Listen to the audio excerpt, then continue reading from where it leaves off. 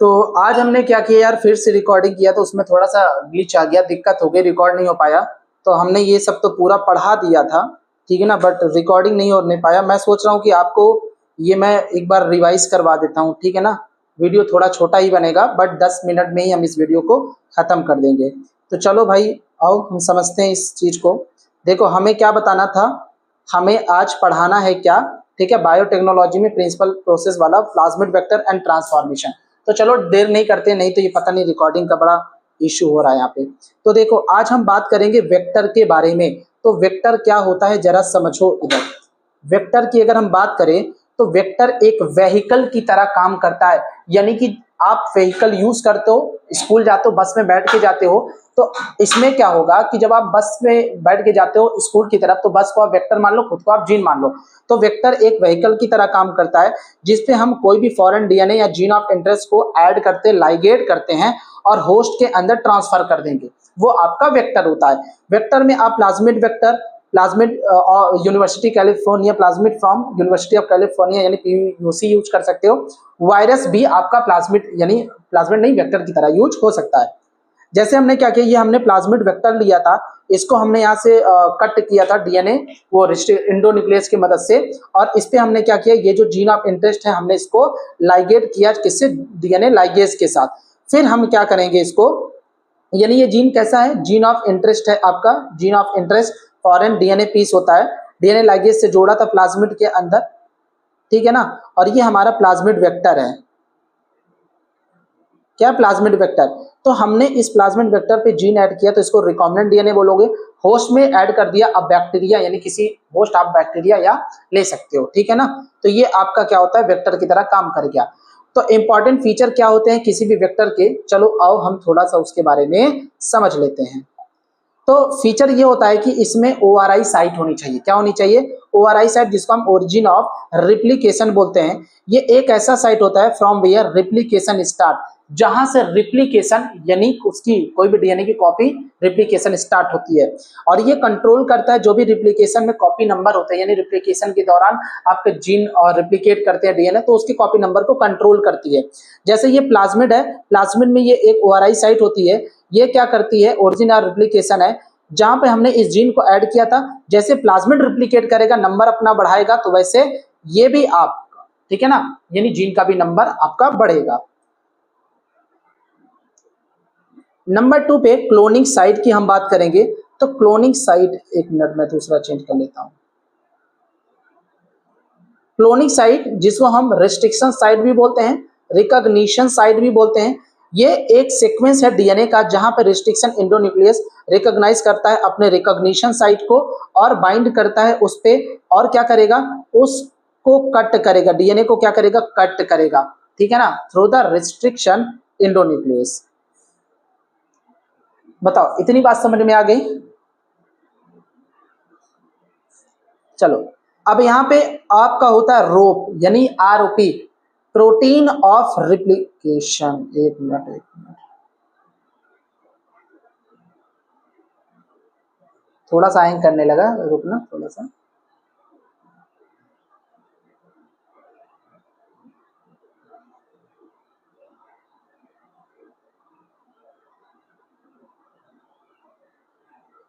ROP का मतलब क्या होता है, प्रोटीन फॉर रिप्लिकेशन। रुक जाइए, थोड़ा सा हैंग करने लगा यार।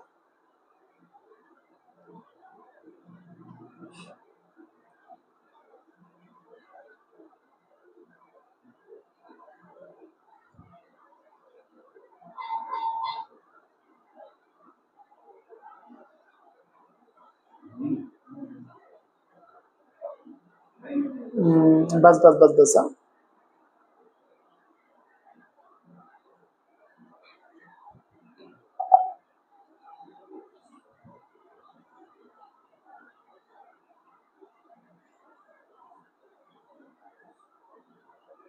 चलो, अब सही है।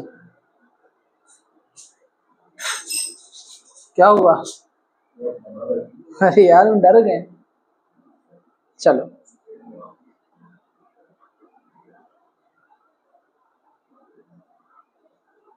रोप की बात करते हैं। तो ये क्या होता है, प्रोटीन ऑफ रिप्लिकेशन, ये क्या करेगा, जो ORI साइट है जहां पर रेप्लिकेशन स्टार्ट होता है, क्या करेगा, उसको हेल्प करेगा, यानी ORI साइट को क्या करेगा, हेल्प करेगा रेप्लिकेशन के लिए। ठीक है, इतनी बात समझ में आ गई। चलो, तो ये मैं रिवीजन करवा देता हूं यार, आप लोग देख लेना, कहीं भी दिक्कत होगी तो मुझे बताना। ये देखो इतना हैंग कर रहा है, आप देख ही सकते हो, है ना, किसी तरह।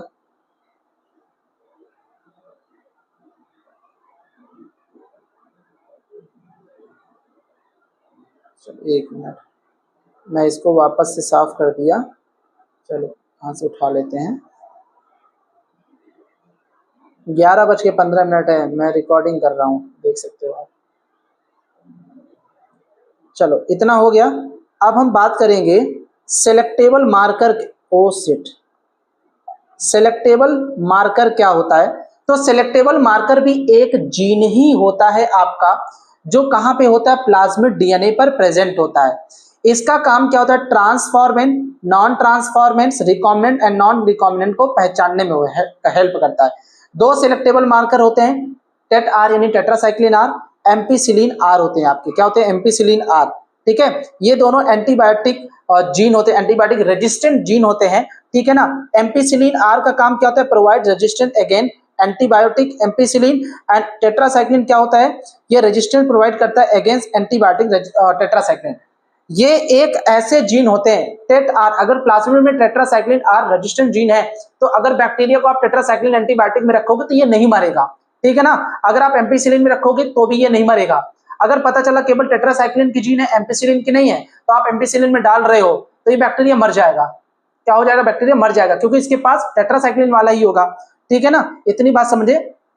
चलो, यानी ऐसे समझो आप कि अगर मेरे पास दो टाइप की जीन है या एक टाइप की जीन है, टेट्रासाइक्लिन आर यानी टेट्रासाइक्लिन रेजिस्टेंस जीन है, अगर आप मुझे टेट्रासाइक्लिन वाले एंटीबायोटिक में रखोगे तो मुझे कुछ नहीं होगा, यानी मैं बैक्टीरिया कुछ नहीं होगा। एम्पिसिलिन में रखोगे तो दिक्कत आएगी। अगर मेरे पास दोनों रेजिस्टेंट जीन है, टेट्रासाइक्लिन और एम्पिसिलिन का, तो मैं बच जाऊंगा। समझ में आए, ये मैं कह रहा हूं। चलो नेक्स्ट पे आ जाओ।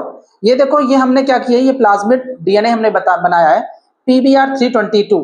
अब मैंने ये बगल बनाया है, P का मतलब होता है प्लाज्मिड, B का मतलब बॉलीवर, R का मतलब रोड्रिग्विस, ये दोनों साइंटिस्ट है। ठीक है ना, और 322 क्या सीरियल नंबर होता है, जहां जिसे हम ट्यूब का नंबर बोलते हैं, जहां से प्लाज्मिड में रखा गया था, आइसोलेट किया गया था। ठीक है ना, और इतनी बात सुनना, यहाँ पे आप देख सकते हो एक सिलेक्टेबल मार्कर, दूसरा सिलेक्टेबल मार्कर, जो कि एक जीन होता है। टेट्रासाइक्लिन में क्या होते हैं, दो रिस्ट्रिक्शन साइट होते हैं, बाम H1 के और साल 1 के होते हैं। एम्पिसिलिन में PVU फर्स्ट और PST 2 के होते हैं। यानी यहाँ पे आपको दो रिस्ट्रिक्शन साइट दिख गए, किसके, PVU फर्स्ट और PST सेकेंड, इसके भी ये और इसके ये। फिर इसमें और क्या होता है, रिस्ट्रिक्शन साइट इको R1 का होता है, क्लाव 1 का होता है, हिंद 3rd का होता है। आप देख सकते हो यहाँ पे प्रोटीन ऑफ रेप्लिकेशन है, ORI साइट आपको दिख रही है। तो कुल मिलाकर के 1 2 3 4 5 6 7 आपके रिस्ट्रिक्शन साइट होते हैं। कितने, ये देखो, सेलेक्टेबल मार्कर 2 हो गए, रिस्ट्रिक्शन क्लोनिंग साइट 7 हो गए, रोब जीन 1 हो गए, ORI साइट 1 हो गए। याद कर लो इसको, नीट में ये क्वेश्चन वगैरह पूछते हैं, फिर हमको दिक्कत मत बताना कि भैया आप बताए नहीं। दूसरा जो प्लाज्मिड डीएनए है, वो तो आपका प्लाज्मिड आपका 322 हो गया। दूसरा है आपका PUC वेक्टर, जो प्लाज्मिड वेक्टर है। ठीक है ना, P का मतलब प्लाज्मिड, U का मतलब यूनिवर्सिटी, ठीक है ना, एंड आपका C का मतलब होता है कैलिफोर्निया। क्या होता है, कैलिफोर्निया। ठीक है ना, तो PUC वेक्टर का मतलब ये होता है, PUC वेक्टर मतलब ये होता है plasmid from university of California. ये यहां पे आप देख भी सकते हैं, ये लिखा है plasmid from university of California. ठीक है, इस पे जीन प्रेजेंट होती है बीटा गैलेक्टोसाइडेस, और ये बीटा गैलेक्टोसाइडेस क्या होती है, प्रोटीन बनाती है। क्या बनाती है, ये बनाती है प्रोटीन, और ये प्रोटीन क्या करेगी, है ना, यानी प्रोटीन जीन से ही बनता है। इसका काम क्या होता है कि बैक्टीरिया को ब्लू कलर वगैरह प्रोवाइड करना, जिसमें ये नहीं बनेगा वो कलर नहीं प्रोवाइड करेगा। वो मैं आगे कल आपको लेक्चर में बता दूंगा। ठीक है, चलो नेक्स्ट, ये आप देख सकते हो PUC का हमने क्या किया है, आपको प्लाज्मिड डायग्राम बनाया हुआ है, आप देख सकते हो इसमें लैग जेड जीन है, कहाँ प्रेजेंट होती है, टेट आर पे, और ये एम्पिसिलिन आकार हो गया। टेट्रासाइक्लिन आर जो रेजिस्टेंट जीन होता है, इस पे 6 रिस्ट्रिक्शन साइट दिख रहे हैं, कौन कौन से, पीएसटी फर्स्ट, इको R1, इस्मा 1, साल 1, बाम H1, हिंद थर्ड। तो मेरे साथ बोलो, पीएसटी 1, इको R1 आपका हो जाएगा इस्मा 1, ठीक है ना, हिंद थर्ड हो जाएगा साल 1, बाम H1, ये भी आपको याद रखना है, ठीक है। नेक्स्ट, इंसर्शनल इनएक्टिवेशन क्या होता है, मान लो मेरे पास ये मेरा एक प्लाज्मिड डीएनए है, इस पर जीन है, इस प्लाज्मिड डीएनए पर इसका खुद का जीन प्रेजेंट है, हमने बाहर से कोई डीएनए लाया और इस जीन को इस जीन के बीच में उस डीएनए को लगा दिया, तो जो डीएनए आपने लगाया वो तो एक्टिव है, लेकिन इस प्लाज्मिड में जो जीन है वो अब इनएक्टिव हो जाएगा, क्योंकि प्लाज्मिड के जीन के बीच में आपने घुसेड़ा है बाहर का डीएनए, फॉरेन डीएनए, तो प्लाज्मिड का जीन क्या हो जाएगा, इनएक्टिव हो जाएगा। कब, जब आप डीएनए को इंसर्ट करते हो, तो इसको इंसर्शनल इनएक्टिवेशन बोलते हैं।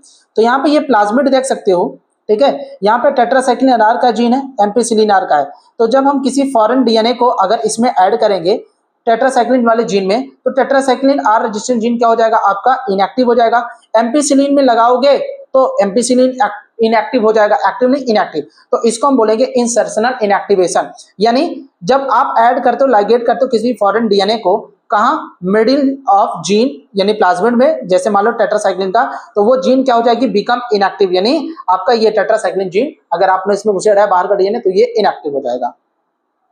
चलो नेक्स्ट हमारा है ट्रांसफॉर्मेशन। तो ट्रांसफॉर्मेशन का मतलब होता क्या है कि जब हम क्या करते हैं, ध्यान से देखना, ये हमने एक रिकॉम्बिनेंट बनाया जहां पे हमने जीन ऑफ इंटरेस्ट लगाया है, अगर आपने इसको बैक्टीरिया में ट्रांसफर कर दिया तो बैक्टीरिया आपके क्या हो गए, ट्रांसफॉर्मेंट हो गए। चाहे रिकॉम्बिनेंट डालो या आप नॉन रिकॉम्बिनेंट डालो जिसपे आपको फॉरेन जीन ऐड करके नहीं दिया गया है, तो हमने नॉन रिकॉम्बिनेंट को डाला तो भी बैक्टीरिया ट्रांसफॉर्मेंट ही है। कैसा ट्रांसफॉर्मेंट, यानी बैक्टीरिया के अंदर कुछ भी अगर जा रहा है तो बैक्टीरिया क्या हो जाएगा, ट्रांसफॉर्मेंट। अगर रिकॉम्बिनेंट गया तो बैक्टीरिया ट्रांसफॉर्मेंट में रिकॉम्बिनेंट वाला है, ठीक है ना। अगर नॉन रिकॉम्बिनेंट गया तो है तो ट्रांसफॉर्मेंट बैक्टीरिया, लेकिन नॉन रिकॉम्बिनेंट उसमें डीएनए गया है, ठीक है ना, ठीक है। ट्रांसफॉर्मेंट एंड नॉन ट्रांसफॉर्मेंट, तो ट्रांसफॉर्मेंट रिकॉम्बिनेंट हो सकता है, नॉन रिकॉम्बिनेंट हो सकता है, लेकिन नॉन ट्रांसफॉर्मेंट का मतलब कुछ तो गया ही नहीं है, उसे नॉन ट्रांसफॉर्मेंट बैक्टीरिया बोलते हैं।